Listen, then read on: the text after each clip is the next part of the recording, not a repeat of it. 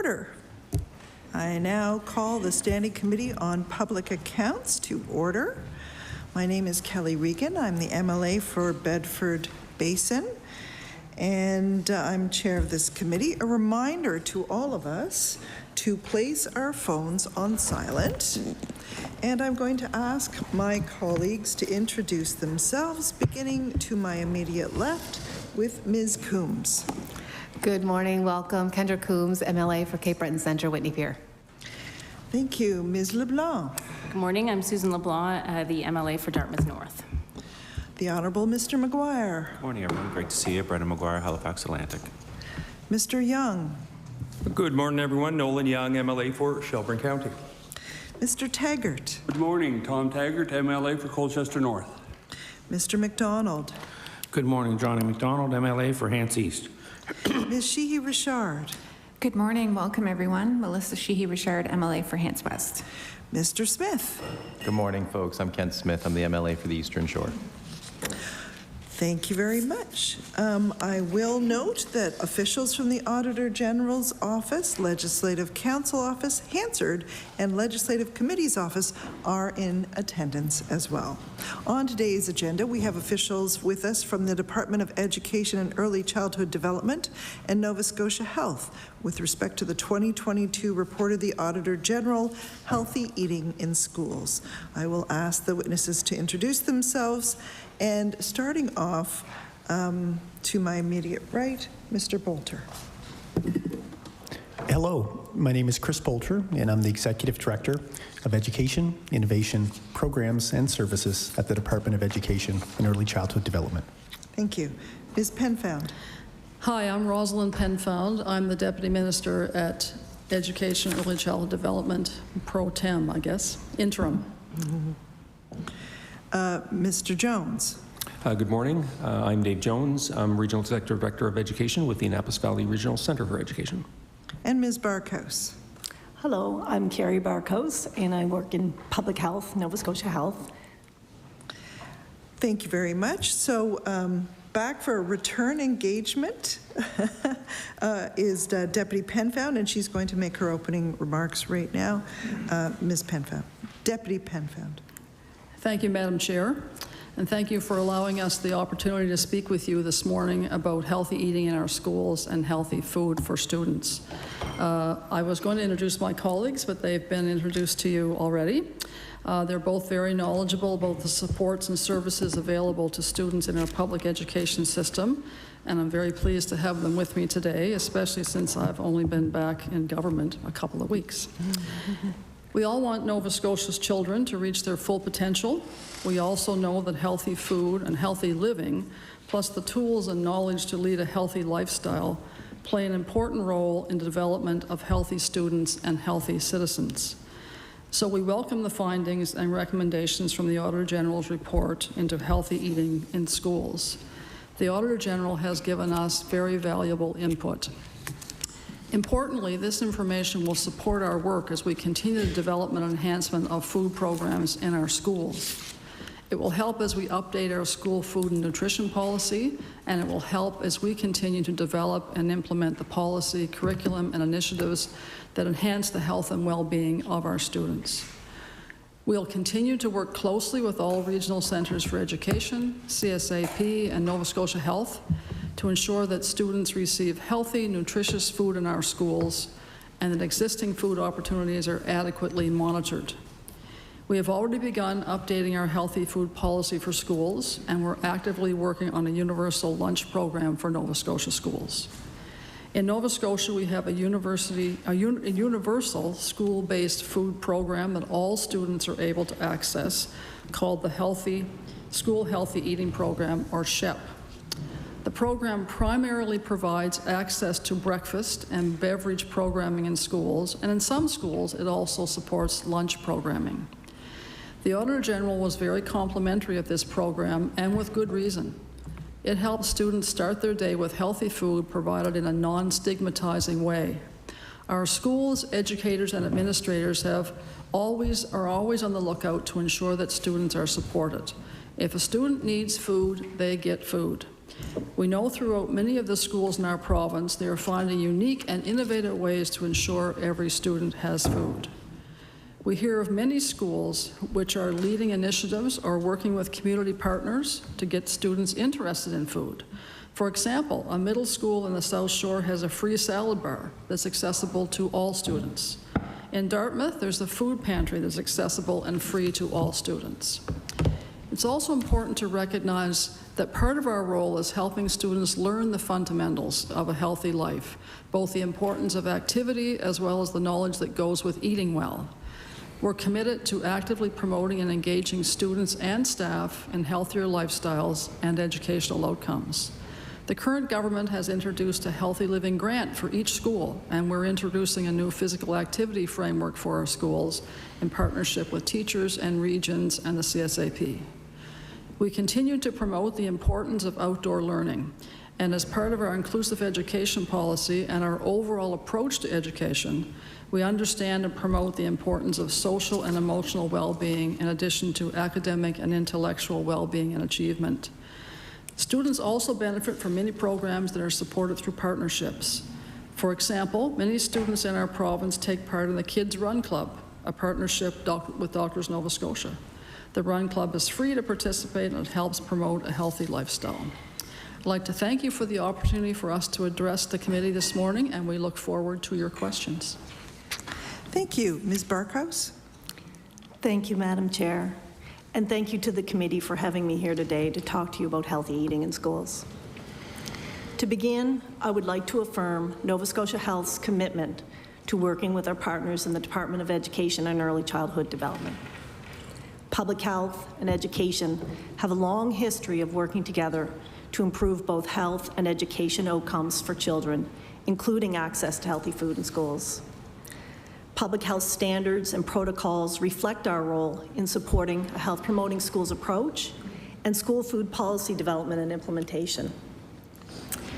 It is important to note that this work, along with so much of our public health work, has been impacted since March 2020, as staff were redeployed to respond to the pandemic. Despite these challenges, we have ensured financial resources were disseminated, and we participated in the Auditor General's review. There is substantial evidence that well-nourished children have better school attendance and are less likely to experience emotional and behavioral problems, meaning more time spent in the classroom to focus on education. Specific to Nova Scotia, researchers have also identified links between the quality of students' diets and their level of achievement in English language arts and mathematics. These areas are prioritized along with well-being as part of the department's student success planning. Access to nutritious food helps children and youth in school by improving alertness, attention, problem-solving, social skills, and their academic performance, including standardized test scores and grade point averages. This is a perfect example of how health and education can work together to affect outcomes for children. Working together, we can support children's learning and health while reducing the long-term risks of chronic disease. This is not just about providing food to those who come to school hungry. It is about providing all students across the province the same level of access to healthy, nutritious foods that enable a level playing field for the ability to learn and grow and lead them in a direction of better health outcomes. Legislation, policy, and programming should be evidence-informed, data-driven, and reflective of need. Improving all aspects of child and youth well-being will require increased availability and access to quality data across sectors. This data can provide guidance for action and can help measure progress and outcomes. Nova Scotia Health, Public Health, is fully supportive of the recommendations made by the Office of the Auditor General and intend to work with our partners in the Department of Education and Early Childhood Development to further enhance healthy eating in schools. Our public health nutritionists and provincial public policy analysts provide evidence-based approaches and best practices to support the development and implementation of healthy eating policies. As mentioned in the report, there is need to improve data collection, monitoring, and evaluation of these programs. Even with the significant limitations of our public health programs due to COVID, we have been able to work with our partners to improve upon evaluation of the school healthy eating program. Recently, our public health team in science and system performance worked with the Provincial School Food Advisory to complete an assessment of facilitators and barriers to implementing school food programs in Nova Scotia, a report that you have received. In closing, there is overwhelming evidence that health status improves with education and literacy. The high level of cooperation and coordination between and within the health and education sectors must continue to be enhanced. Thank you, and I look forward to answering any questions you may have. Thank you, Ms. Barkhouse. So how we do this is the first round of questioning will be 20 minutes for each caucus, and we begin with the Liberal Party. So we will begin now. It is 9:11, and so we will begin with the Honourable Brendan McGuire. Thank you, Madam Chair, and thank you for everyone for being here today. I have a lot of questions, so I just ask that I'll keep the questions short. I mean, if we can do the same with the answers, just directed to the point. My first question is, how many public schools in Nova Scotia currently offer students free healthy lunches? Ms. Penfound? Deputy Penfound. Thank you, Madam Chair. We have just under 400 schools in Nova Scotia. In terms of the numbers who actually are offering lunch as part of the school healthy eating program, I would refer that to my colleague Chris, who will have the exact stat. Mr. Boulter. Thank you for your question. So as the Deputy Penfound had mentioned in her opening remarks, right now schools do receive SHEP funding, School Healthy Eating Program funding, which is primarily used for breakfast program. That being said, any child who comes to school and presents themselves as not having food or being hungry gets food. So I would state that that would happen at any school within the province. So there's no formalized universal lunch program right now in any school within the province. That being said, we know schools find all kinds of ways through context-specific actions that they can take to ensure that any student who arrives at school and is required or just needs food, gets food for lunch. So schools access some of their SHEP funding as part of being able to do that. They have some community partnerships. A reminder that schools have student support grants. It's $5,000 plus $1 per student. So there's a variety of means in which schools achieve this. Mr. McGuire?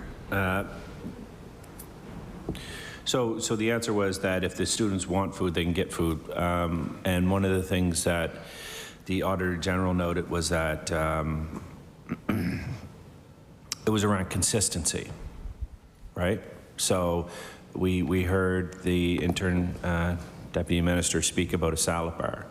I can tell you that of the 9 schools in my community, there's not a salad bar.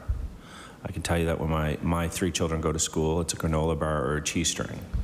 That's what breakfast is, and an apple sometimes. The Auditor General noted that the level of healthy food served to students varies between regional centers for education. And I think one of the issues with that is that this program relies on volunteerism. When it comes to priority schools in particular, and I have a few in my community, we're not seeing the level of healthy food that other schools, maybe in some more affluent communities where parents can afford to volunteer. So this is an issue. There is a huge difference between affluent communities and priority communities. So the Auditor General has stated that there is inconsistencies, and they also stated that the majority of schools tested are not complying with the provincial school food and nutrition policy. So saying that you're giving children food and they're empty calories that are full of sugar doesn't help. And I've seen some of the stuff. Again, I have 3 children that go to school at an elementary school, and they're trying their hardest.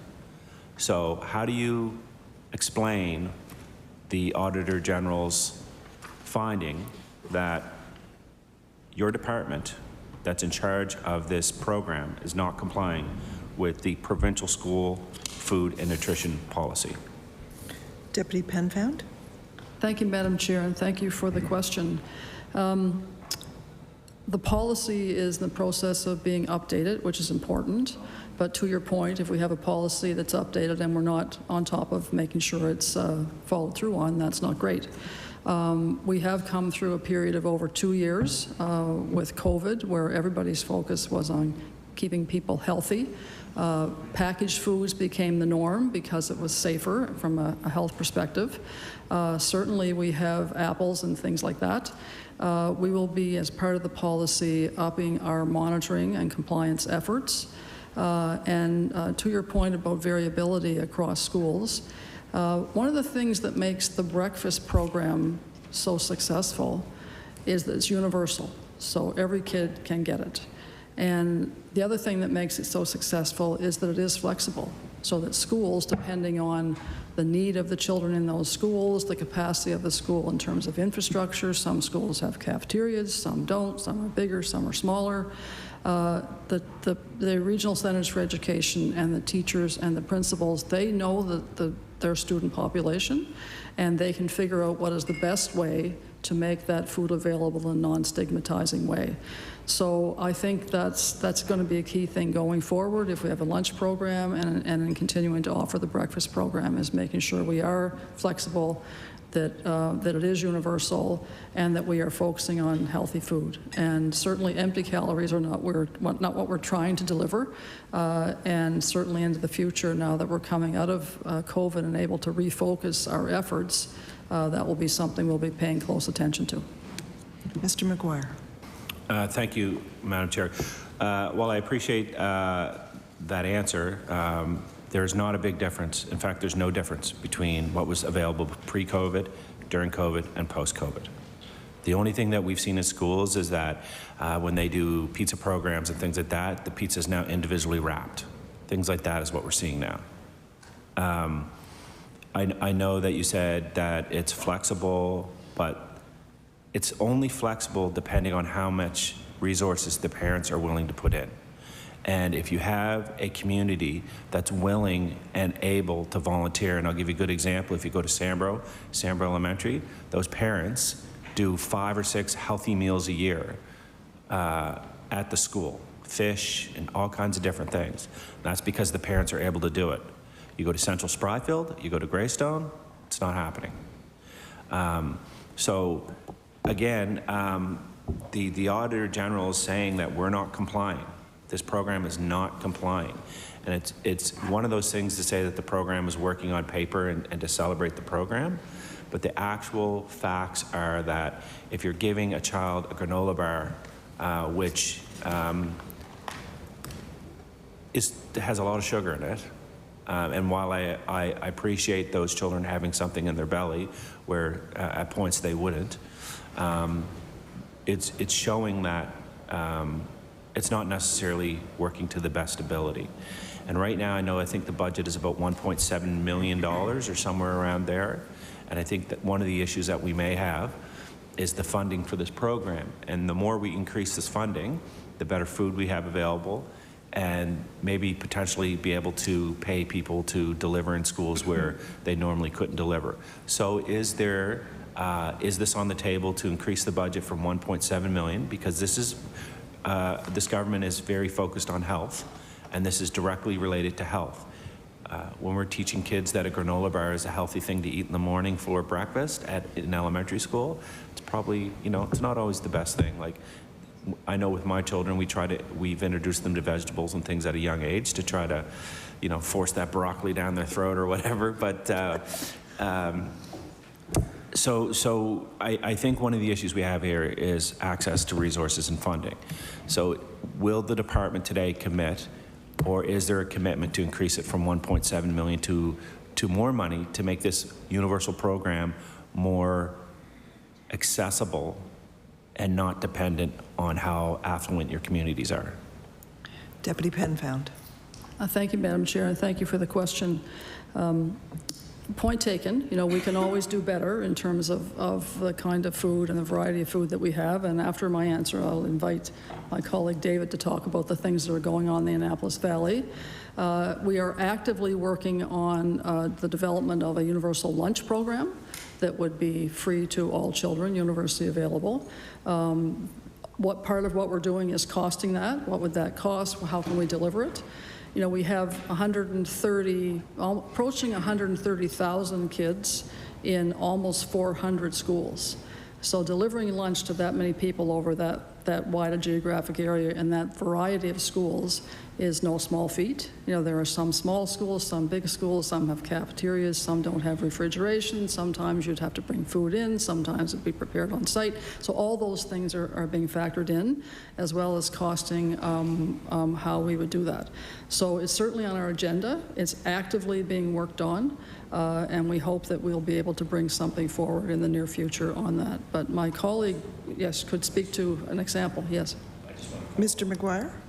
To follow up with a quick question. So you're moving toward a universal lunch program. Should we not get the universal breakfast program correct before we jump into the universal lunch program? Because the Auditor General has specific issues with this breakfast program around access and the fact that it's not following the nutrition guide.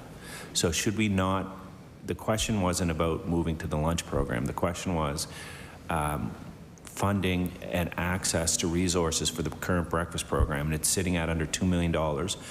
We've heard from a nonpartisan Auditor General saying that the current shape of the program isn't working to its best abilities, and in fact, she didn't say this, but we know that it's failing in some areas.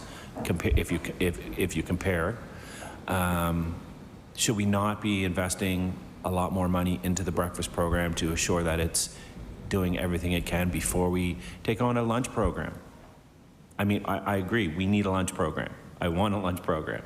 But at the same time, we need to up our game on the breakfast program. Do you not agree that there should be more funding and resources available for the breakfast program before your department turns its attention to the lunch program? Deputy Penfound. I'm getting hungry. I don't think they're mutually exclusive, that we would be working on improving the breakfast program and then wait to do the lunch program. So I think we can be working on those together. And certainly part of our planning and budgeting would include trying to address any deficiencies. We accept all the recommendations of the Auditor General and appreciate that work. In terms of accountability, in terms of making sure the policies are followed, there are several things that we are doing and can do. The Deputy Minister meets monthly with the Executive Directors of the Regional Centers for Education and the CSAP, so we do and will continue to press at those meetings the importance of compliance with the policies and providing regular updates and supports.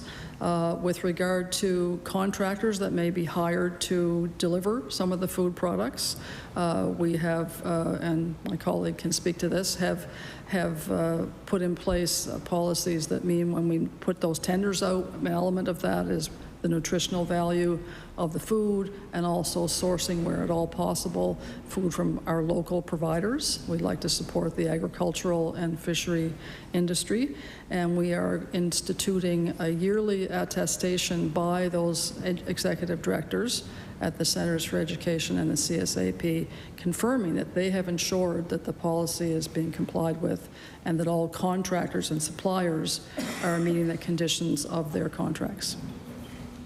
Mr. McGuire? So if we're meeting monthly, if the regional school boards are meeting monthly on this program, how did we get to the point where the Auditor General has recognized such deficiencies? Should this not have been brought to the department and HRCE and CSAP? Should it not have been brought to the heads to say, like, we have inefficiencies in this program, and quite frankly, we're not following the nutrition guidelines? Deputy Penfound? Thank you, Madam Chair. I'm so anxious to answer. How do we get there? I guess there's always all kinds of reasons for how you get there in a very large system. And it's easy to point to COVID every time, but COVID has been a real impact of that. You know, for approaching, 2 years plus, our schools were focused on keeping children safe and trying their best to provide healthy food, sometimes probably falling short. But it's something that now that we're sort of coming out of COVID or moved to a situation where we're better able to manage those things, I think we're in a good position to move forward. And I know I'm, in my role, for the short period I may be here, it will be a significant focus for us, and I know it is for the department and for the regional centers for education. Mr. McGuire. Will the department here today commit to either finding the money internally or requesting the money from the current government to increase the funding for the breakfast program so that we see a truly universal breakfast program, a healthy universal breakfast program that doesn't vary from school to school depending on how much volunteerism we have? So the question is, will you find the money within your department? And if it's not there, will you advocate on behalf of the over 100,000 children in Nova Scotia to get that money from the current provincial government? Deputy Penfound. Madam Chair, thanks for the question. We're 100% committed to healthy food and nutrition in our schools, and we're 100% committed to making sure we find and acquire the resources to deliver. And that will be part of our planning going forward and our interaction with elected officials. Mr. McGuire, you have 5 minutes left. Thank you, Madam Chair. Have you requested the funding? Has any request gone in for increased funding for this program yet? Deputy Penfound. Thank you, Madam Chair. The budgeting process is starting, and we'll be identifying any resources that we might need, both to support the breakfast program, the lunch program, and our school healthy eating program in general. Mr. McGuire. So we've already seen one budget. So the last budget was a request from the department for increased funding for the breakfast program from the previous budget. Deputy Penfound. Sorry, I didn't hear all of your question. Mr. McGuire.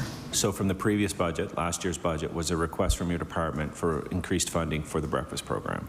Deputy Penfound. Thank you, Madam Chair. We're working on that now. This is not this one coming, the one before that. It's already passed. I'd ask my colleague Chris if he knows that. Mr. Boulter. We'll have to get back to you on that. I would like to consult with finance. Mr. McGuire. So, Madam Chair, as per our conversations with the Auditor General and individuals that we brought in, I'd ask that information be brought in a timely manner, and I'd like to have that within a week. We've seen information not from this department. This department's always been great, where we've waited months and months for information. So I ask that we get that within a timely manner.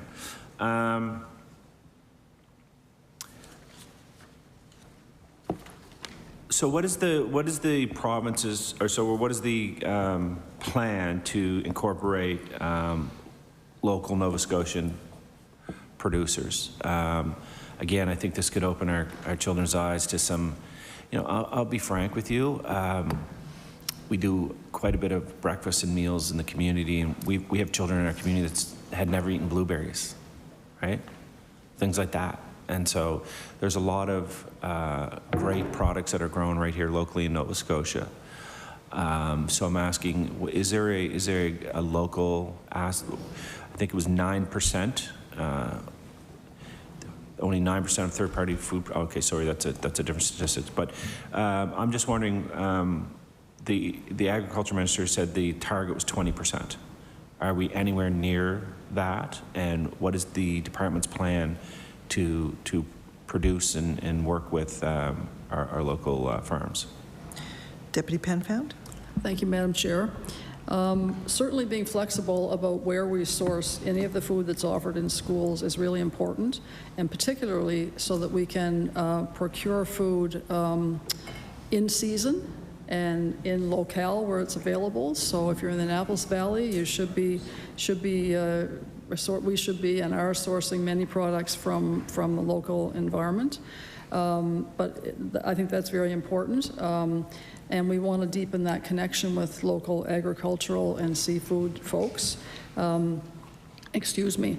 Part of the procurement process, as I mentioned, is that when the RFP goes out, a component indicates that local sourcing, and it also, I think this is interesting and important, that although we may have a contract with a certain provider, we have it set up in a way that we don't have to get everything from them.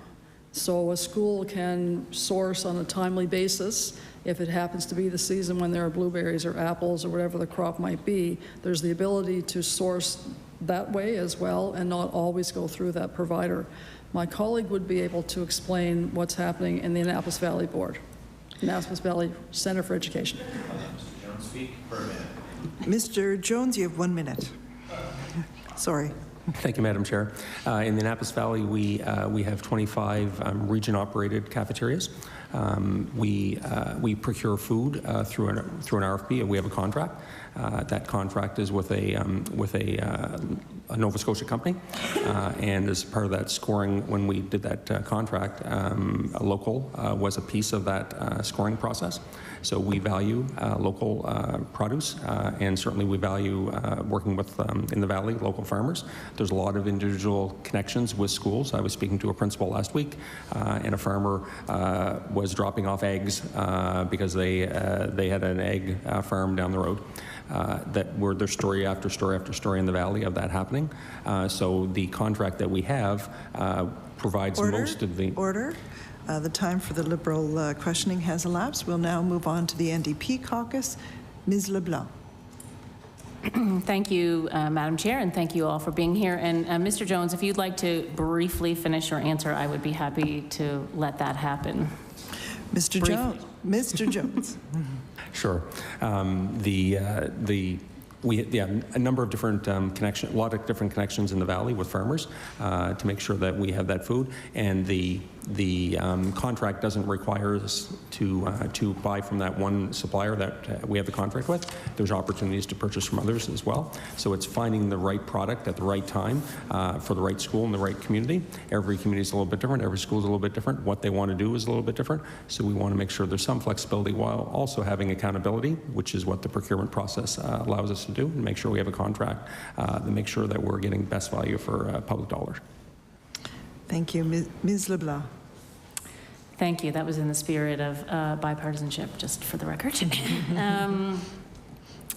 I have a number of questions. I find this topic very, very exciting, but also, I love talking about food, basically.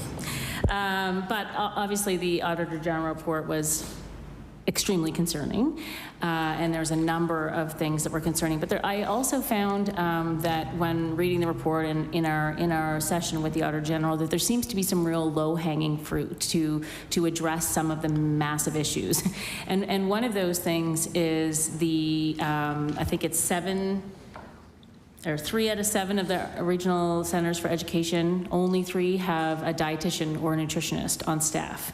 And one of the recommendations, I believe, or one of the thoughts could be that every center for education and the CSAP has a nutritionist or dietitian on staff. That seems to me a very kind of easy. I mean, I know hiring people at this time is not super easy, but something that could happen which would ensure that the current policies are being followed more closely, and that there's someone that can be advising schools, bringing recipes into the schools, like all of that stuff into the cafeterias, the ones, or working with the third-party food providers to make sure that everything is above board and,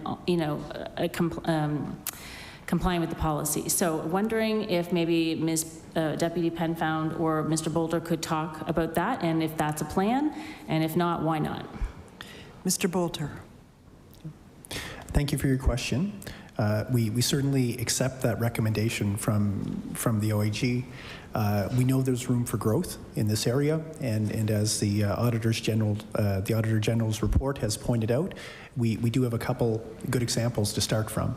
So we know there's been success in this area, in the South Shore Regional Center for Education, and as well as in the Annapolis Valley Regional Center for Education. As Ms. Barkhouse had said in her opening comments, we value our partnership with health. We know that there's expertise there that we have not fully leveraged to this point. We know some regional centers have stronger relationships with health than others, and that includes partnering with dietitians. So we know there's room for growth there. We accept the recommendation, and certainly as part of our increased accountability measures, that will happen. And yes. Ms. LeBlanc. Great, so that's the answer I was waiting for. That will happen. So when will it happen? Mr. Boulter. So as Deputy Penfound has stated, we've already started work on the school food and nutrition policy. So certainly that work is ongoing. And even before that work's done, we know right away in terms of creating and strengthening steering committees and strengthening partnerships. Certainly COVID was a bit of a strain. We had some staff reassigned in both education and in health as well. Folks are back in their original positions, and that work is ongoing now. So, certainly the partnerships and the work around how we partner with public health and dietitians around ensuring compliance to nutritional standards is again, it's already started, and it will not be we won't need to wait for full implementation of the policy for those pieces to be put in place. Ms. LeBlanc. Thank you. So speaking of that, one of the things that I noticed in the Auditor General's report is that when you accepted the recommendations, or the department accepted the recommendations, there was a timeline for when you would begin work, but there was no timeline of when you would complete work. And that's actually not super usual. Like normally we see, a guideline for when, like a goal, an end goal for the recommendation to be complete. So can you speak to that? And like, no need to explain COVID, why things are taking a long time. Just like tell me, like hopefully by the end of 2023 we'll have all this in place, or whatever your answer is. I just want a direct answer. Thank you. Mr. Boulter? Certainly, we do hope to have the policy done by the end of 2023, for sure. Part of what we want to ensure is, as you've mentioned, many people are interested and have a stake in and are partners with us in terms of how we deliver nutritious food to students in schools. So through the policy development, we have a policy proposal ready that includes a plan for how the policy will be renewed and redeveloped, based on the findings of the Auditor General. So we're excited to undertake the work. We're excited to do so. We've already started. In fact, what we need to assure that there's enough time for is proper consultation with our partners at Health, our partners at Nurse Nova Scotia, and our partners throughout that, will ensure that the product is what it needs to be and meets the recommendations of the Auditor General's report. So the answer is as soon as possible, and certainly end of 2023 is a goal we aim to achieve. That being said, we just need to make sure we do it correctly, and part of that is ensuring that there's robust consultation as part of the process. Ms. LeBlanc. Great. I appreciate consultation. Really do. I think it's important. But we do know there are certain things that we just know that need to be improved. We know that there's been 2 Canada Food Guides since the policy was put in place. Like, we know a bunch of things that don't really require consultation. We know that energy drinks and Gatorade should not be available in schools. That was sub-question is, are there any schools in Nova Scotia that have vending machines with Gatorade or energy drinks? Mr. Boulter. I'm not aware of any at this time. That being said, I can't guarantee you right now that there's none, but I'm not aware of any at this time. That would not meet the food and nutrition policy if that were the case. Ms. LeBlanc. That's right. But we know that there's lots of schools that aren't meeting the food and nutrition policy. So I guess that kind of brings me to my next question, which is how in the interim, before there is a new revised school policy, how do we make sure that especially third-party food providers are actually obeying the rules and not profiting off the health of our children? Mr. Boulter. Thank you for your question. So as Deputy Penfound had stated in her opening statements, we know that third-party providers from the Auditor General's report were certainly identified as being the least compliant of the groups. I have the page open right now on 1.25, and it talks about how schools run by the RCE are approximately 83% compliant, whereas once you get down to third-party providers, that number is significantly less than that. So certainly accountability mechanisms need to be put in place. The deputy already mentioned some of the strategies by which we would do that. That includes reviewing contracts annually. We know that there needs to be some support through the new policy, and we accept the recommendation around how that accountability looks for third-party providers, who's looking at the food that's being served, who's ensuring that it's compliant with the food and nutrition policy, and annual attestations that that's happening site by site by site. So that is the work of the new policy, and certainly as we revamp our steering committee between regional centers for education, the CSAP, and the Department of Education, one ongoing and standing topic on monthly meetings is what's happening with third-party providers and how do you know? So certainly through the new policy, there will be increased accountability measures. We accept the recommendation. We know there's need for growth, and there will be. Ms. LeBlanc, you have 10 and a half minutes left. Thank you very much, Madam Chair. I wanted to ask about a comment you made, Mr. Boulter, around the $5,000 plus $1 per student at each of the schools. I just want to clarify, because I heard you sort of say it, but I didn't totally get it. But that money, which I understand, like I know that exists, but did you say that some schools use that for their food programs? Mr. Boulter. So that particular grant is a student support grant. So it's $5,000 per school plus $1 per student annually. So there are some fairly general criteria in which we provide the funds to schools, and decisions are made at the site. So there is deliberately some flexibility and some nimbleness in terms of how the schools can use the funds. We're aware of many examples where schools do choose to use some of those funds to supplement meals for students who identify as needing a lunch and not having food. So how the student support grant would be applied would vary site to site, but we certainly, in providing those funds, want to give them the flexibility to do that. Ms. LeBlanc. Right, so I mean, kind of like my colleague from Halifax Atlantic, in my writing, excuse me, there's a number of schools that are priority schools, and people live with very low incomes, and so food security is a massive problem, not just in school, but at home as well. But also, of course, those are the same schools. So those schools may be using, I don't know for sure, but I know that there are some lunch programs happening, largely in conjunction with the library. So, I don't know who's paying for what, but my point is that those same schools that desperately need to use food or money for food also need money for sports equipment, and also need money for a playground equipment, and also need money for a school dance, because there's no fundraising going on, because there's no money in the community, and also the parents are just like not able to do that volunteer work because they're working 3 jobs or whatever.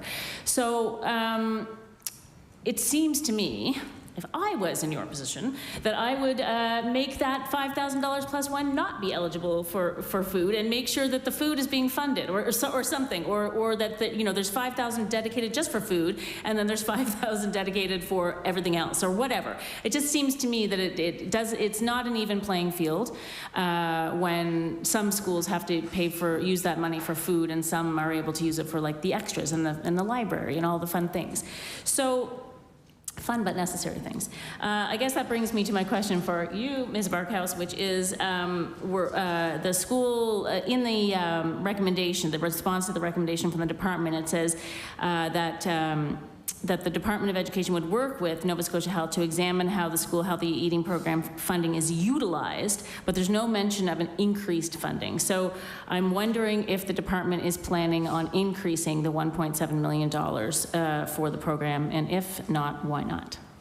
Ms. Barkhouse.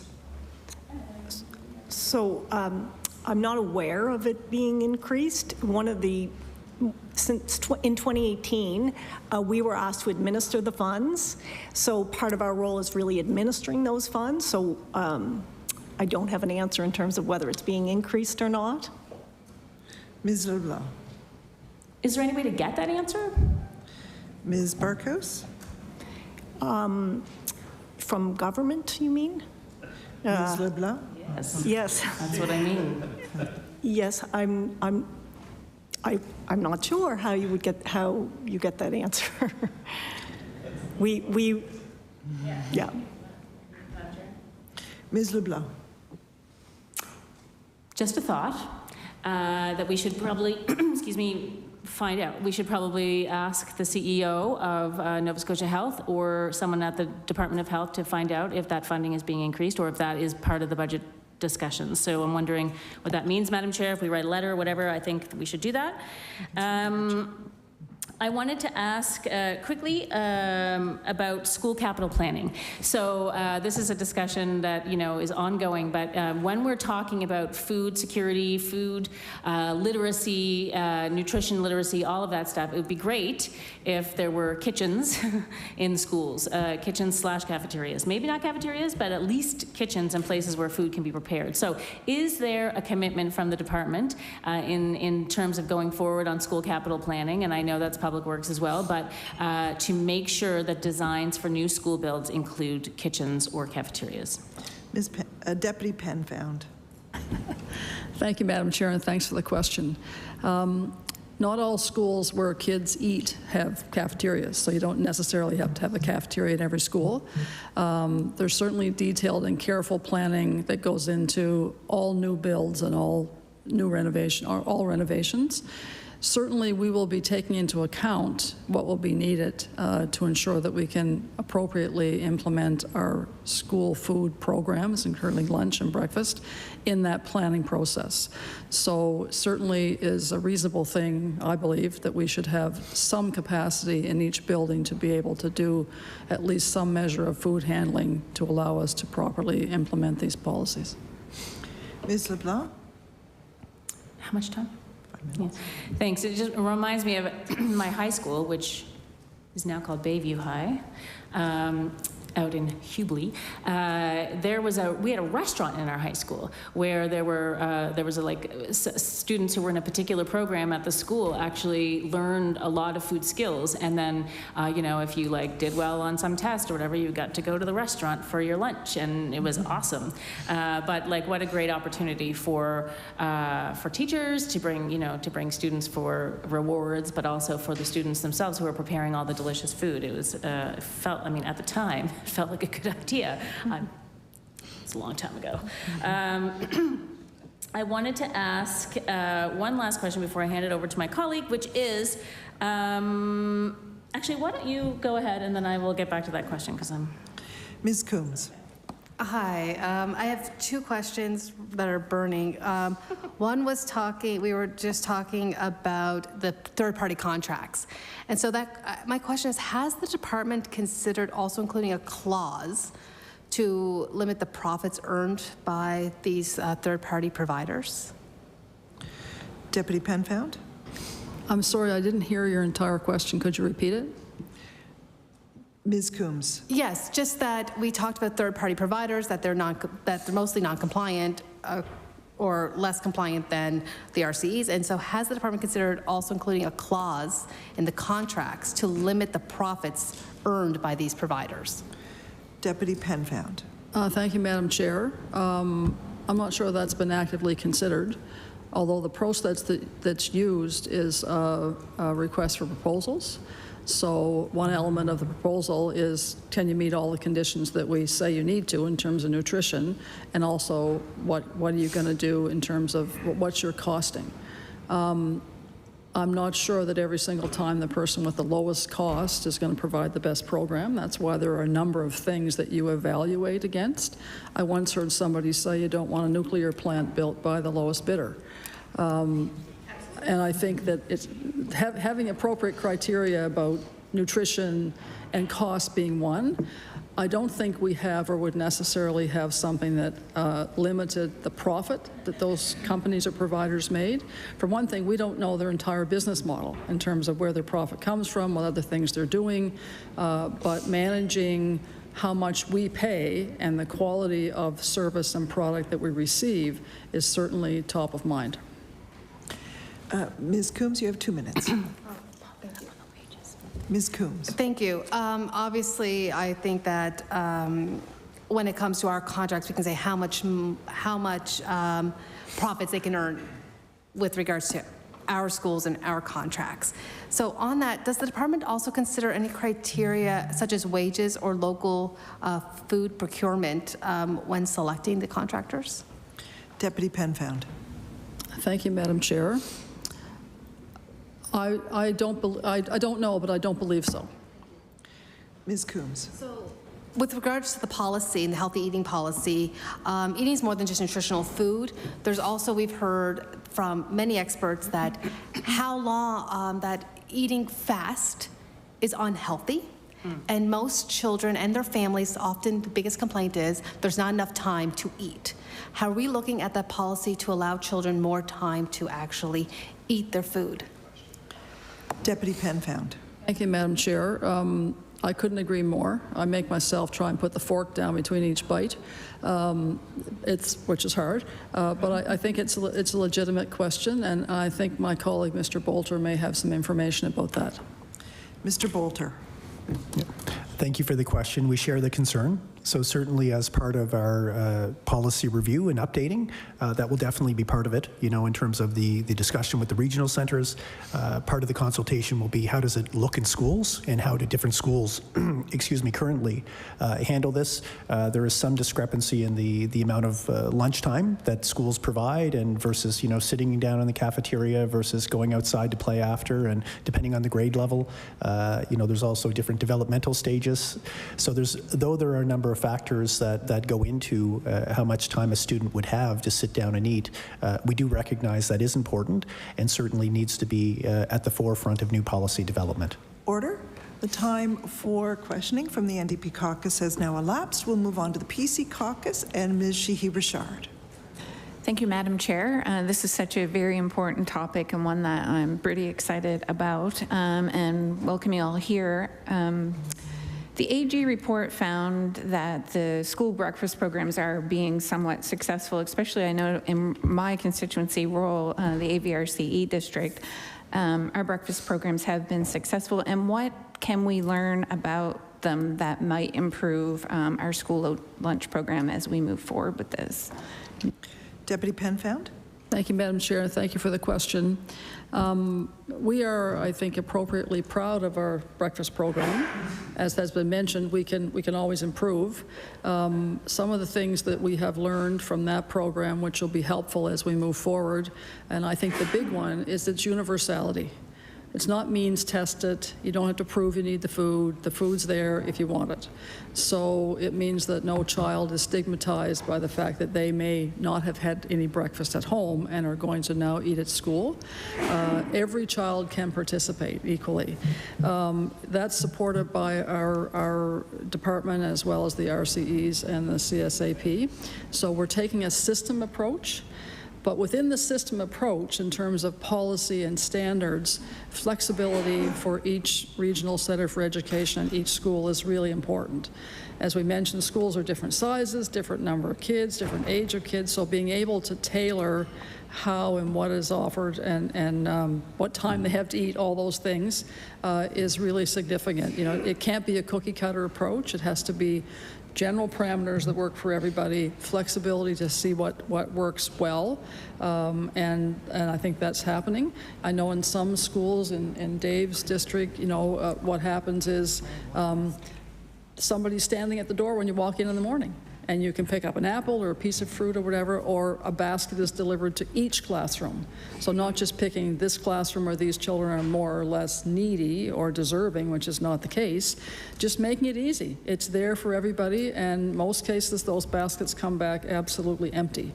So it's not always sitting down in a cafeteria to eat, it's finding ways that will work for that particular school population.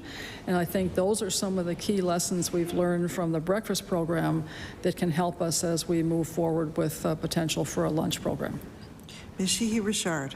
Thank you for that. And I know that in our schools in particular, I have 3 kids, and you know, they were on the bus at 10 after 7 in the morning. So it was really difficult to have somebody eat that early in the day. And by the time they did finally get to school and class started, it was nice. That's what our school did, was they put the baskets in the classroom. So even if they did have breakfast and they wanted a banana or what they had, they didn't have enough of. So I am excited to think that maybe universally that will be how, you know, the lunch program is implemented.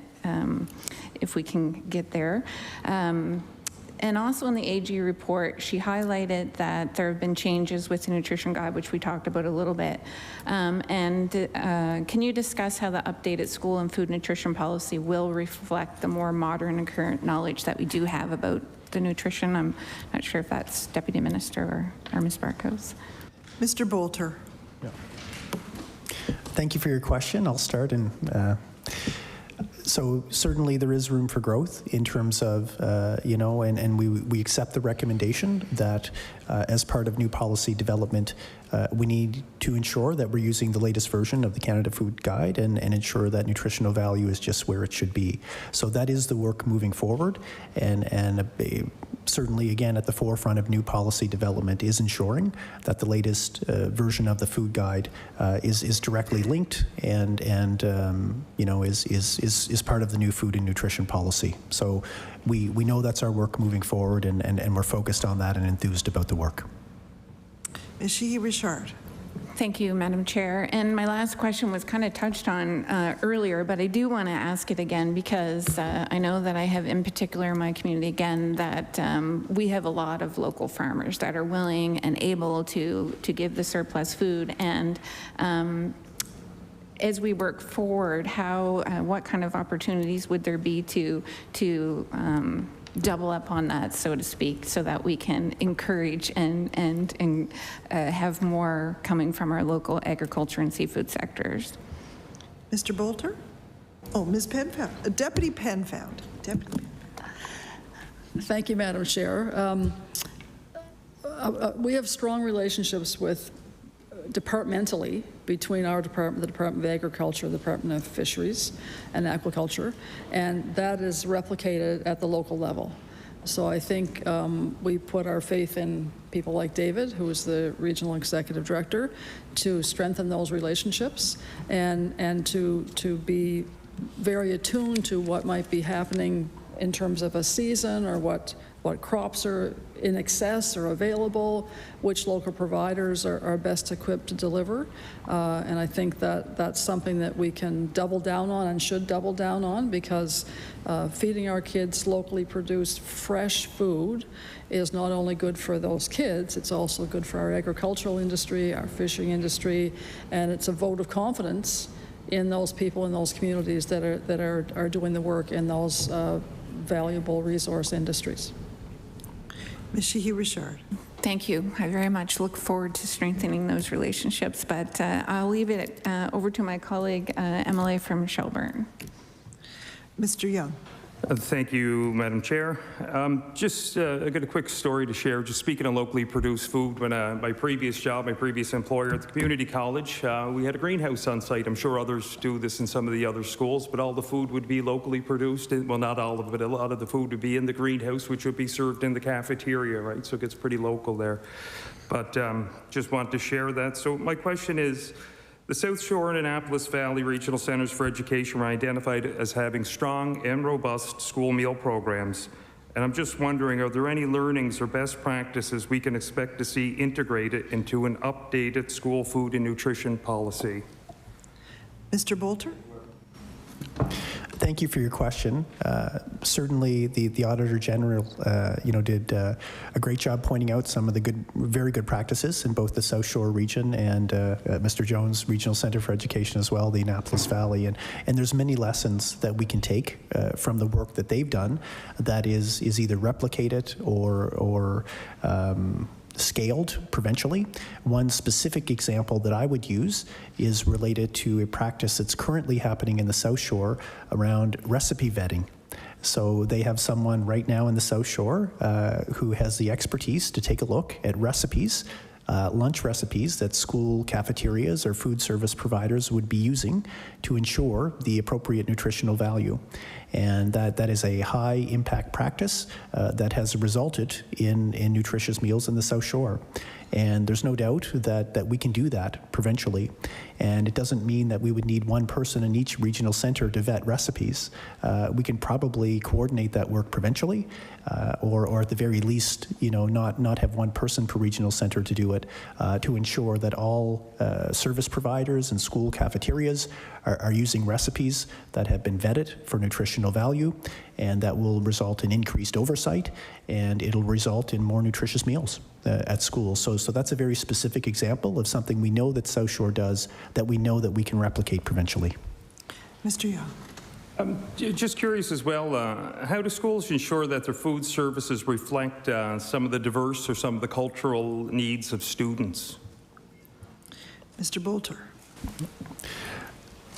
So often the contract, if there is one, so with a third-party provider, there would be a contract between the school and the third-party provider. As we know from the Auditor General's report and from how RCEs operate, in many cases, the food service provider, the cafeteria, could be run by the school or by the regional center as well. So there's really three scenarios in which a food service would happen within a school, either a third-party provider, a school-based cafeteria, or regional-based cafeteria. In all three of those cases, they're all very context-specific, and by that I mean a school works with the people in their cafeteria, in their kitchen, in regards to very local issues around food diversity.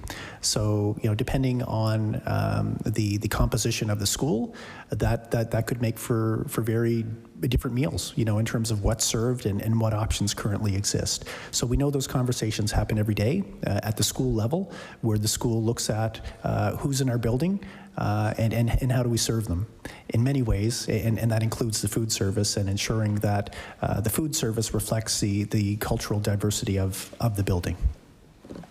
Mr. Young, 10 minutes. Yeah, this isn't a question, but both my children are vegetarians, so don't forget about vegetarians when we're doing the policy. My question is to Ms. Barkhouse. The Nova Scotia Health provides approximately $2.7 million a year in funding relating to promoting healthy eating in schools. How is this funding used to promote healthy eating in schools, and can we expect changes in the design of this funding program to ensure alignment with the new school food and nutrition policy? Ms. Barkhouse. Yes, the funding that we provide, there's three pockets of funding. One is health promoting schools funding, which is $750,000. The other was put in place when the school food policy was first introduced, and we've since, in 2018, took over the administration of that. And that is around school food policy implementation, and that is a $250,000 grant amount. And then we also administer, as I said, the SHEP program funding on behalf of government, the $1.7 million. Your question was, can we see some changes in terms of how that money's administered or what it's for? What was your... Mr. Young? Sorry. How is this funding used to promote healthy eating in schools, and can we expect changes in the design of this funding program to ensure alignment with the new policy? Ms. Barkhouse? I do think that as we, engage in some of that consultation that Mr. Boulter spoke about, and as that new policy is developed and refined and refreshed, that there is an opportunity to really target more how that funding is utilized. It was when the funding first was put in place, it was put in, particularly around the nutrition policy funding, it was 2006. It was targeted to support the schools to remove pop machines and fat fryers. And it was a very, certain amount for those purposes. And it has been administered over the years to continue to help support RCEs in the implementation. And some of those fundings are used, as you mentioned, in terms of providing resources for dietitians and others out of those funds. So I do think with the Auditor General's report and the evaluation work that we have done this year, that there's lots of information there to help with that quality improvement and to work with our partners around that. Mr. Young. Thank you very much. I'll pass it over to my colleague, MLA McDonald. Mr. McDonald. Thank you, Madam Chair. Thanks for being here. I'm very happy that you guys started all the recommendations. So it's good that you not only accept them, you started them all. So I do have some questions on cafeterias. As we know, there are schools, and I'm fortunate, Mr. Boulter knows my area. I've got a lot of schools that were turned over that were P3, so they all have cafeterias. But we have a lot in this province that don't. And the last budget allocated $175 million for building schools and renovations. So my question really is, I'm assuming, which is a bad thing to do, that new schools will have cafeterias, but do we also have a plan of whether we can renovate existing schools to have cafeterias? Because if we can't prepare the foods, we're going to have a hard time getting the foods out if we're expanding to lunch and that. And I'm not sure, Madam Chair, whether that will go to Deputy Minister, Mr. Boulter, or who. Deputy Penfound. Madam Chair, thank you for the question. Capital spending is always a hot topic, and there are needs in many places for new schools and for renovations. Certainly, it isn't exclusively used for new builds. So the ability to examine, where there might be extra infrastructure might be needed is certainly there. Part of our planning around the lunch program is doing just that, figuring out which schools do have the infrastructure, the room, the facility that might be needed depending on the kind of food service that might be in place. So definitely there's room for that kind of consideration, and something that doesn't necessarily mean that every school will have a cafeteria, but looking at what do they need to actually be able to deliver, and if that means renovations or new cafeterias, that will certainly be in the hopper. Mr. McDonald. Thank you, Madam Chair, and thanks for the answer, because I get it that we're not going to put like full functioning cafeterias in all these buildings, but we may have to renovate them so they have some facility. It just may not be what, a full functioning one. I'd also like to know about the Healthy Schools Fund that was just announced. Can you tell me how this fund is working to improve physical as well as mental health outcomes of the students? And I'm assuming that will be for Mr. Boulter. Mr. Boulter. Thank you for your question.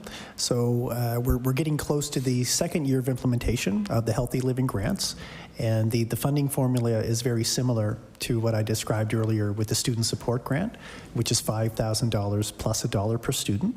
So what had happened when these were initially implemented, I believe it was around this time last year, perhaps about a month later, schools received the funding with some criteria, and the criteria was related to getting students moving, getting them outside, getting them engaged in learning and active.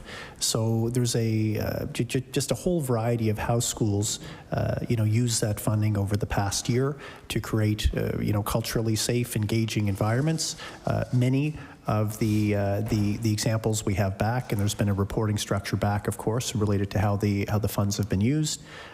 Involves just activity and is very consistent with health promoting schools and the idea that we want students who are well fed, we want students who are engaged, and we want students who are active. So the Healthy Living Grants have landed very well. To supplement that work, we're very excited later this fall to be releasing the Physical Activity Framework, which we feel will complement that work. And the Physical Activity Framework extends beyond physical education classes to consider throughout the school day how do we keep students active and moving, and we know that's a big social determinant of health. In addition to food is also activity. So we're really focused on that, and certainly the Healthy Living Grants landed very well. Schools are very enthusiastic about it and are looking forward to the next year of implementation. Mr. McDonald, you have 3 minutes left. So I'll defer my time to the member from Colchester North. Thank you. Mr. Taggart. Thank you, Madam Chair, and thanks to the witnesses. I'm very encouraged to hear the conversation about school nutrition and local agriculture. I'm a rural MLA and very passionate about the agriculture industry, and I believe that that there's some lessons that we can learn there. I have no doubt that the agriculture industry across Nova Scotia would be very happy to be engaged in, school nutrition. So with that in mind, I just kind of I want to Deputy Penfound, schools across Nova Scotia have the school milk program. Can you tell us a little bit about this program, specifically on how effective it is on ensuring students get proper nutrition, but also a little bit about how it works, and maybe that would be a model. Thank you. Deputy Penfound. Thank you, Madam Chair. Certainly it takes lots of planning for this to happen and to implement these policies. In terms of how it works, the department collaborates with its partners to develop a policy, and we'll be doing that, refocusing on updating that policy to make sure we're taking into account the new Canada Food Guide and the recommendations of the Auditor General.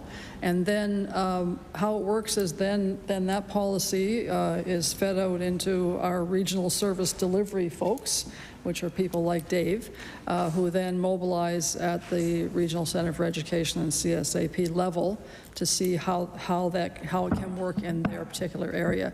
And my colleague Chris may have something to add on that. Mr. Boulter. So we know the school milk program is very valuable in terms of supplementing funding, so students have access to dairy products, and it's been very successful, as the deputy has stated. What happens is funding is filtered into the RCEs and CSAP, and it's managed through finance, at the regional centers, and we have lots of evidence to know that things are going well with that, and it's a great partnership, with agriculture and food and beverage. And it's certainly something we'll revisit to look for areas of growth within the new food and nutrition policy, and certainly we'll be part of the work with that. But we're happy with how it works now. We know RCs and CSAP are using the funding well in regards to implementing this and ensuring students, receive this at a very low or no cost at all. Order. Nicely done. We are now going to our second round of questioning. Each caucus will have 11 minutes. 11 minutes? 11 minutes, it's a record. We will now begin with Mr. McGuire. Thank you, Madam Chair. So one of the things that the witnesses started out with was talking about physical activity and health of children. So we only have 11 minutes, so I just need quick answers. Are our children receiving enough physical activity in school? Ms. Deputy Penfound. Thank you, Madam Chair. I'm sorry, I didn't hear all of your question. Mr. McGuire, I had trouble hearing the last end of it, too. Are our children receiving enough physical activity in school? Mr. Boulter. Thank you for your question. So physical activity has traditionally been seen as physical education class. So I'll start within the scope of having phys ed classes. And then, as I mentioned with the physical activity framework, part of what we want to do is to provide opportunities not just during physical education class, so through healthy living grants, through a variety of experiences during the day, getting kids active, up and moving. We have a time to learn document, which identifies how many minutes per week or per cycle a student should receive all their subjects, English, French, mathematics, physical education. So schools do their best to adhere to that. There's no doubt that the amount you can only fit so many students in a gymnasium at one time. So some schools, especially larger schools, do have some challenges around scheduling of physical education. There's no doubt about that. But we know all schools do their best to adhere to time to learn, which includes specific minutes for physical education. And again, I just want to state through the physical activity framework, we see activity more broadly than just physical education classes as well. Mr. McGuire. A couple of things. They're saying children that are 5 years old should be getting 3 hours a day. They're not getting 3 hours a day. Children 6 and up should be getting within the school, should be receiving an hour a day. We know that our children are not getting phys ed classes every day. Sometimes they're getting it once or twice a week. That's all they're getting. And when it's raining or snowing, it's really difficult. I want to pivot a little bit because you've mentioned grants a few times. Again, I will say that the grant system, while it's great, depends on the amount of effort being put in by schools and filling out grant applications. Which again, not all schools are created equal. And one of the things that's really bothersome to me is why schools, SACs, have to fundraise for playgrounds. And we've talked about physical education here. We've talked about the health of our children. Again, I will go back to some schools have a lot more capability to fundraise for a $250,000 playground unit. We have several places in our community where the playgrounds are falling apart, there's holes in the slides, and they just tape it off and the kids can't use it, right? So I think that there has to be more emphasis on providing those kids with what they need. We have basketball courts with giant holes in them. We have soccer fields that are overgrown. All these things that are happening, and it's true. Like the kids are seeing this, and it has an impact on them. And when we reach out to the Department of Education and HRCE, they say, well, it's not our responsibility. It's not our responsibility to provide kids with playgrounds and soccer fields. It's not our responsibility to, we don't have the funding or the money to fix the potholes. Or it's not a priority. They don't say they don't have the money. They just say it's not a priority right now to fix those potholes in a basketball court. We have a basketball court at Herring Cove Junior High, if you want to call it a basketball court, that has absolutely no fence around it. And the basketball courts face the parking lot. So if you miss, guess where the ball goes? It makes no sense at all. It structurally makes no sense at all. So we talk about the food program, which is underfunded, and it's the efficiencies in it are just, and the quality in it is just not there. And then our children go to, and I use the example of the kids in my area. They play volleyball or whatever, and they go to another school, and they walk in a school in Hammonds Plains or Truro or wherever, and they see, playgrounds, and they see basketball courts, and they see all these different things. And we're William King is a great example. We're in Herring Cove. We have to fundraise like $300,000 for a playground. We talked about the outdoor living spaces. There was a big push from HRCE and the Department of Education around outdoor classrooms and experiencing outdoors. You had to fundraise for that. There was some grants, but it didn't cover the whole thing. In Harrodsfield, we had to fundraise $150,000 for it. So it's great to say these things, but when the department's not actually providing the funding for it, it creates inequality in our schools, and it's quite frankly not fair. So what is the department doing to change these inequalities in the food programs, the playgrounds, the outdoor learning centers? How do we make sure that just because your child doesn't necessarily live in the most affluent community, they can get the same resources? Mr. McGuire, just a note from LTV, could you pull your microphone down a bit? Folks are having a hard time hearing you, and you have just over 3 minutes left. Ms. Penfound, Deputy Penfound. Thank you for the question. In terms of, I don't disagree with the points that you make.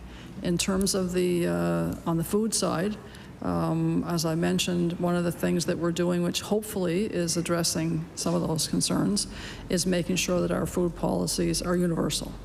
It's not means tested, that everybody can get the food.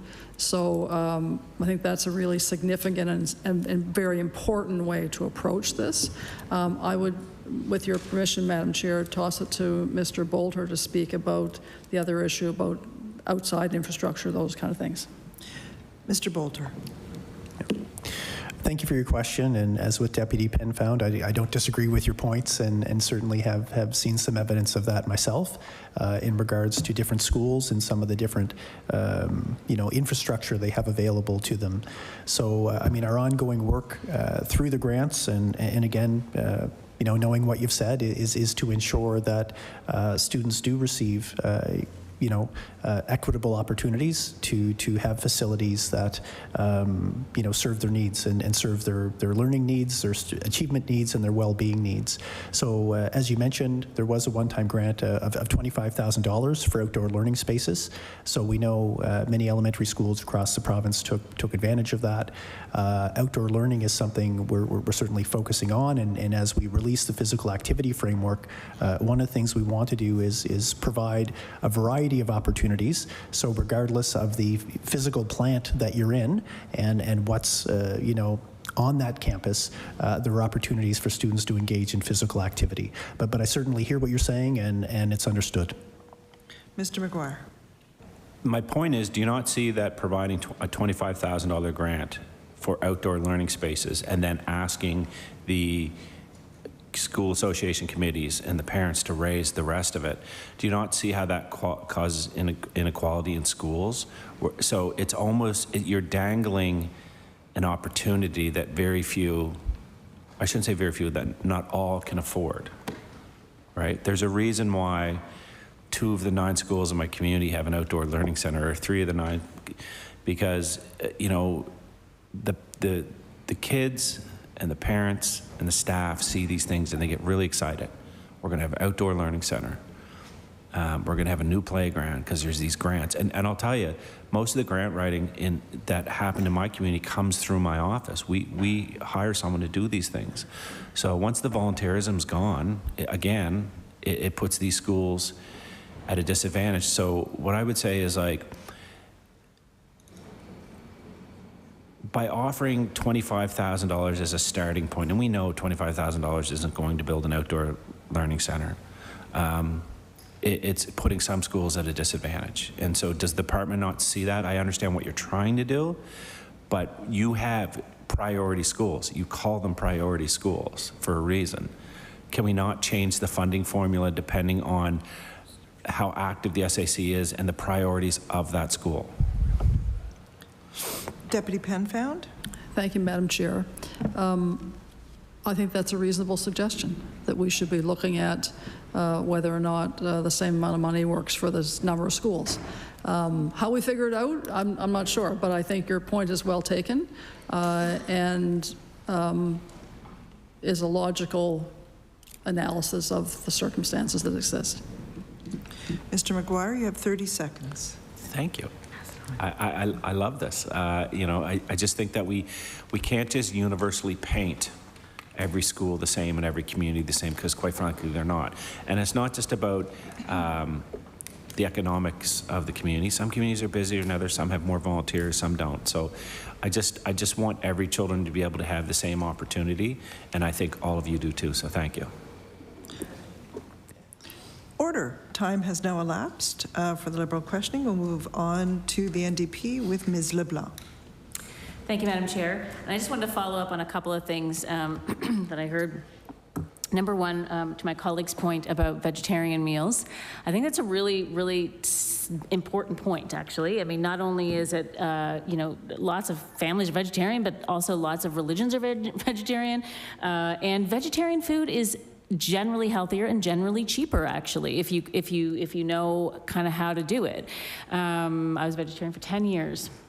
Actually, at that time, I toured around Nova Scotia to schools with a school play, with like a puppet show, and basically couldn't find anything to eat anywhere. I mean, this was again 25 years ago, but things have gotten better. But I was also listening to a thing on the radio as I was walking down here today where, because of the cost of living and the cost of groceries and the cost of food rising so much that, the idea of cooking or planning recipes with the season and making food stretch is also a really important thing. And this connects to the local food procurement, right? So, in the fall, the menus might have a lot of root vegetables on the menu, lots of soups, delicious, that kind of thing. And in the spring, lots of green salads, whatever. But that kind of stuff, it would be really, forward-thinking and exciting if that kind of recipe vetting and all of that sort of was going into the school policy. So I really, really hope that we see that coming out of it. is that something, I guess, this is not really an official question, but like, can those kinds of requirements go into RFPs for outside third-party food providers? But that brings me to my actual question, which is this idea that we're seeing in the Auditor General's report that we see that healthier options on school food menus are more expensive than the unhealthy options. And so this is what my question before was relating to, about a bit of profiteering, right? Like, it's cheaper to do chicken strips and fries than it is to do salads and, lentil stew or whatever. But ultimately to the province is not cheaper, because if we have everyone eating chicken strips and fries for their entire childhood, we're going to have some serious health issues and costs down the road, right? So I'm wondering, it's funny actually, my daughter just changed schools, and so in the elementary school there's like a menu that you can choose from for the outside food provider, and they're like all healthy options, and they all seem mostly to fit into the school food policy. And then now this year she's in the junior high, and there's like all these healthy options, and then there's this list of other stuff that you can eat. But God love her, she goes, "Oh, Mama, can I please have some money for lunch today so I can buy the salad? It's so good." And I'm like somewhat impressed by that. But anyway, but I think she's a strange person, a strange 10-year-old. So my point is like, why do we even have the unhealthy options? So like, why is there a scenario where there's healthy options that are more expensive? Like, why do we have the option? Why don't we just only have healthy food and foods that are complying with the policy? I'd like that answered, I guess. Yeah. Deputy Penfound. Thank you, Madam Chair. I'll start and then perhaps toss it to my colleagues. I think there's probably always a balance between what is great to offer a kid and what they will really eat. But I don't think we should default to that, because part of what we should be doing and are doing with our food programs is trying to teach children and have them understand the merit and the value and how wonderful good food is to eat. So I think that's a legitimate thing to think about. I know Mr. Young and I have the same previous employer, and I know at the community college that was often the case. We had campuses where there were wonderful culinary programs, and there was effort made to serve all that food in the cafeterias. Nobody would buy it. They wanted burgers and fries. Now, those are adults, but I think we're up against the same thing in our public school system, and I think limiting the choices so that you don't have any or as many of those unhealthy choices available to you would certainly contribute to what we know is one of the social determinants of health, is eating healthy, all of those good things. I'm not sure if Mr. Boulter has anything to add. Mr. Boulter. So we do know through the Auditor General's report that when the field testing happened, in cafeterias that do what you've just described, where there's the meal and then there's all the stuff you can buy outside of the meal of the day every day, those were often the food items that had the minimum nutrition. So if we create buckets of minimum, moderate, and maximum nutrition within our existing policy, we know those are big areas of risk in terms of minimum nutritional value, the stuff that you can just go grab every day. So we accept the recommendation. There's room for growth, and we know there's more accountability that's required in all cafeterias, and as per the Auditor General's report, especially third-party providers, in regards to what options are there every day, in addition to the meal of the day. So certainly in reading the report and speaking with regional centers about this, I think one of the immediate areas of growth for us is to say the meal of the day generally, I suspect, has that maximum nutritional value in many cases, not all, and there's definitely room for growth. But it's those items that are served every day in addition that you have access to that are often those items of minimum nutrition. So through the work on the new policy, we need to address that. There's no doubt about that, and that's something that needs to improve. Ms. LeBlanc. Great. Well, I'm happy for that answer. And again, I just go to the when will we see it improve, and what, what's the end goal, and when do we see this? And I take back my suggestion of the end of 2023. I think it should be the beginning of the school year of 2023. So how about you shoot for that one? But I guess I just wanted to ask in general about the universal, and thank you, Deputy Penfound, for acknowledging the importance of a universal program so that there's no stigma and that everyone just has the same choices no matter where you are or who you are.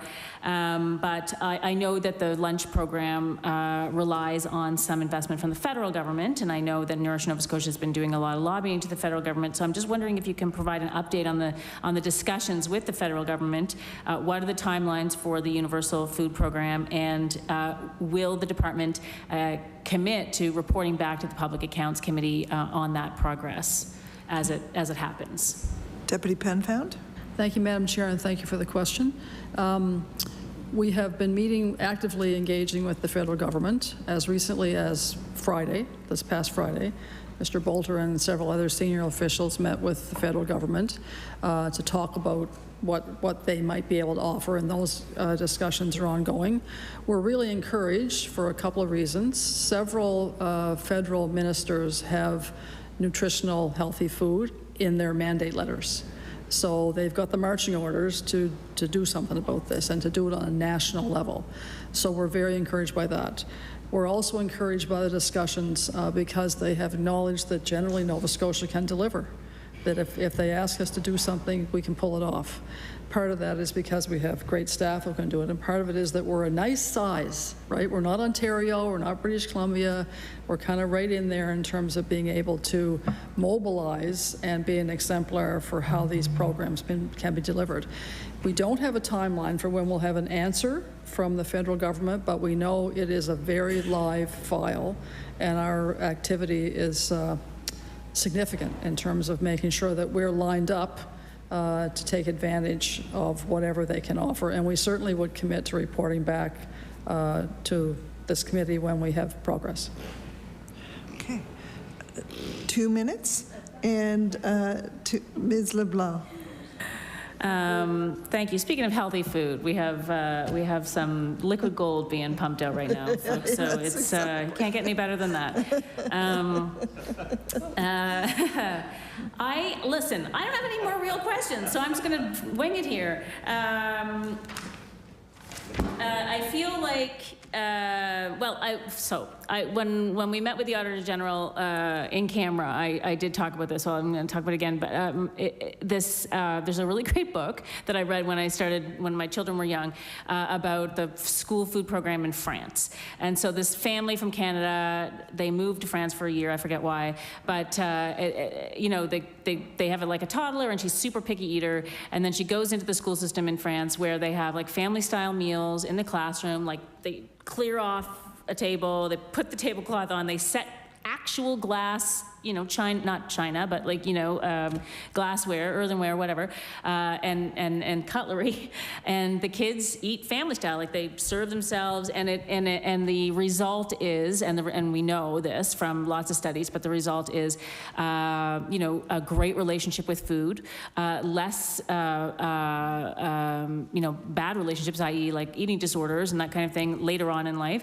and healthier kids and healthier population, and kids who are exposed to more flavors and more interesting things. So I guess that to me is the gold standard, and I hope that is, how much time do I have?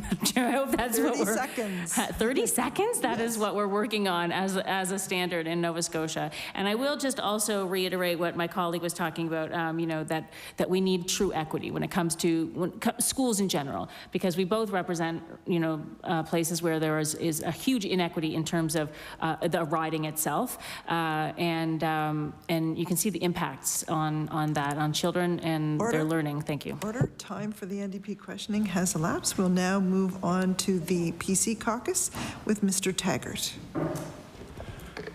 Thank you, Madam Chair. It's been a great conversation.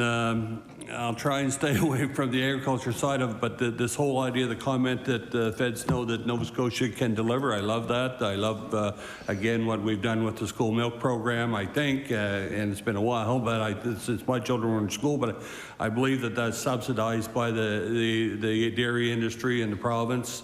I think that the province absorbed the big increase in the last 6 or 8 months or whatever. That's all good stuff. I'd like to talk to you about it forever. But I want to turn to Ms. Barkhouse, if I can, for a minute. And the provincial government does a fair bit with respect to healthy eating in schools. Are the community health boards or other organizations or groups like that involved in nutritional programming for schools? And if they are, can you kind of tell us what role they play in to promote the nutrition in schools? Ms. Barkhouse? Community health boards you're asking about? Yeah. So yes, at the local level, I talked a little bit about our public health nutritionists, and we also in public health have positions called health promoters, and we work very closely with municipalities, community health boards, and our education partners. Those are probably the 3 big sectors that we work with at the local level. So, you know, each community health board across the province, as you know, consist of volunteers from the community, and there are, and they all look a little different as well in terms of the issues and priorities that they establish for their community. One of the ways that we work with community health boards is with their community health planning process. And so in that regard, our staff would support the CHBs with data and also best practices in terms of interventions and approaches that are most effective in terms of improving population health outcomes. And so that's one of the ways that we work really closely with our CHBs. Our managers in public health as well, in the Healthy Communities section, are also meet with the community health board managers on a very regular basis to try to find ways that we can support them in their community health planning process. One of the things that I mentioned before in relation to the pandemic is that most of the staff that would have worked with CHBs were all redeployed for a couple of years. So we're just getting back to that work now. And so most of our staff are now returned. We still do have some that are redeployed in Healthy Communities work. But that primarily is the area that we work with in terms of CHBs.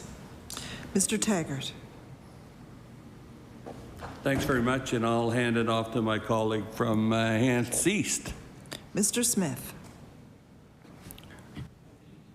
Sorry, Mr. McDonald. Thank you. I guess we're wearing similar suits. Thank you, Madam Chair.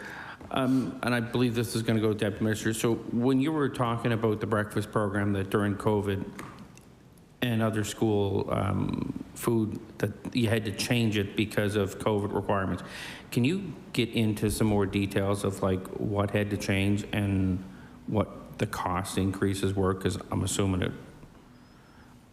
Do you know what I'm asking? Deputy Penfound.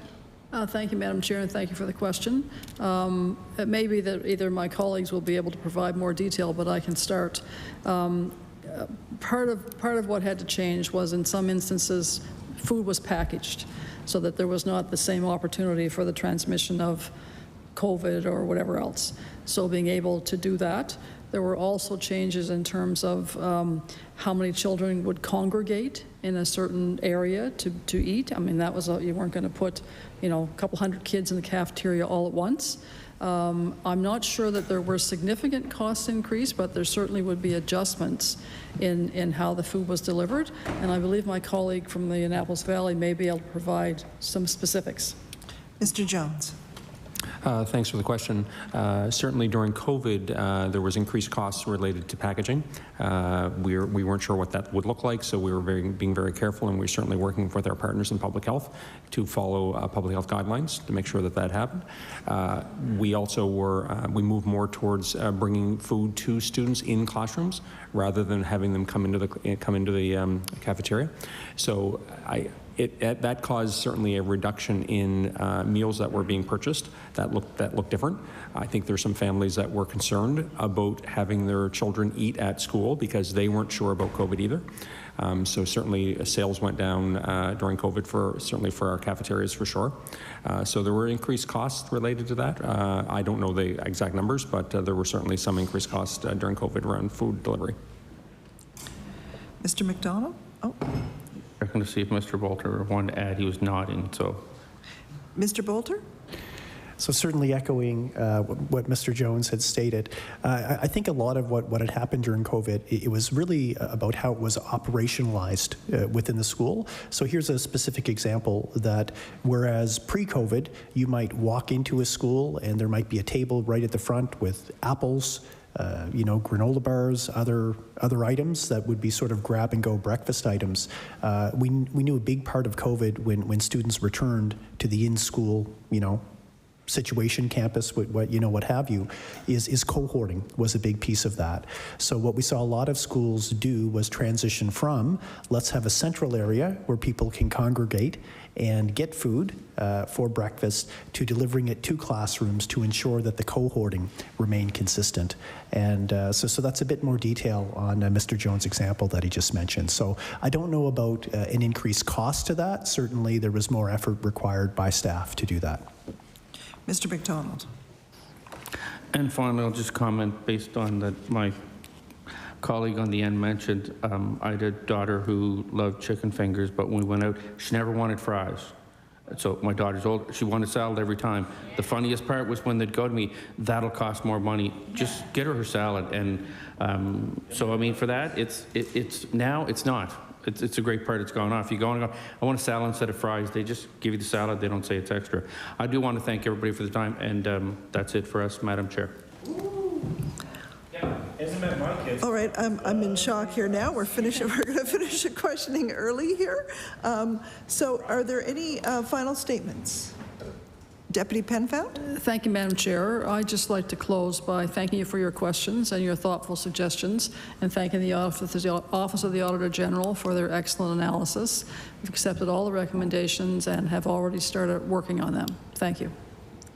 Thank you. Ms. Barkhouse, did you have any final remarks? Yes, we do. Thank you, Madam Chair. I would like to take a moment to acknowledge my colleagues in public health who have shown strength, resilience, and sheer determination to help keep Nova Scotians safe and healthy over the past 2.5 years. Before COVID-19, when you heard the term public health, you likely thought about immunizations or communicable diseases like tuberculosis and measles. Now we have the opportunity to share the entire breadth of what we do on a daily basis. Healthy eating in schools being one piece of the work to create healthier communities and populations. It is a privilege for us to work with our partners in education to support them in this work. Together, we have an opportunity to change the trajectory of educational and health outcomes for children and youth in Nova Scotia. As we all know, the health system is under immense pressure, and if there is an opportunity to improve our children's health outcomes for the future, we will finally be putting the horse ahead of the cart. By investing the time and resources now, we will be saving millions of dollars in health care in the future. Thank you. Now, our witnesses are free to go. We're going to continue on with our committee business, but thank you so much for coming out today. And there were some items that we did ask for some follow-up, so if you could attend to those promptly, we would be most appreciative. Thank you. Now we will move along to committee business. We did have some discussions on the record of decision at the October 12th meeting. There was a motion left on the floor, and this is related to the Subcommittee on Agenda and Procedures record of decision. And this motion was the first topic for the PC Caucus. I'm going to recognize Mr. Young. Yeah, I would ask to defer anything that's not present with the record of decision until a future date. We have a training session coming up in a second. Thank you, Mr. Young. Any discussion on that? Mr. McGuire? Well, I agree. Thank God. Okay, so pretty soon we're going to all join hands and sing Kumbaya, but, so I think, I think that we just need to have an indication that folks are in agreement. It doesn't have to be unanimous, but I see nods all around, so we will defer that as well. There was a motion.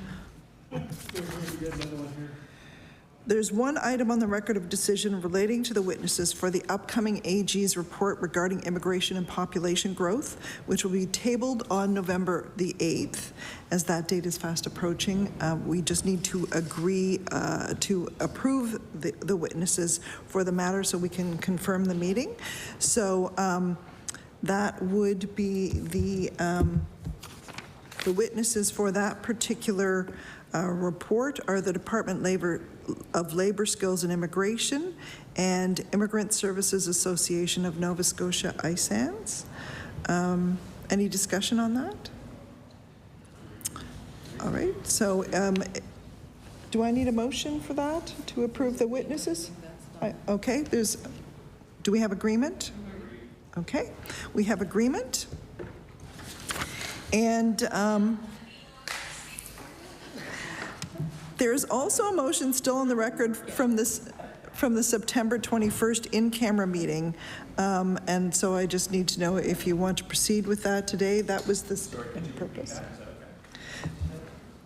There was a motion still on the record from the September 21st in-camera meeting. Mr. Young? Yeah, statement of purpose one, is that? Yeah. Mr. Young?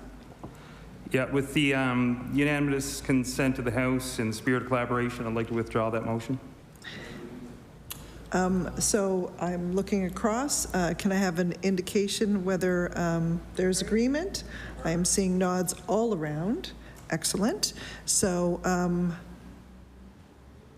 we will withdraw that motion. Thank you, Mr. Young. So our next meeting date is November 2nd. It's an in-camera discussion of the CAAF proposal discussion. And if there's no further business, I am going to adjourn the meeting 15 minutes early. Thank you. Adjourned. The meeting is adjourned. All we needed was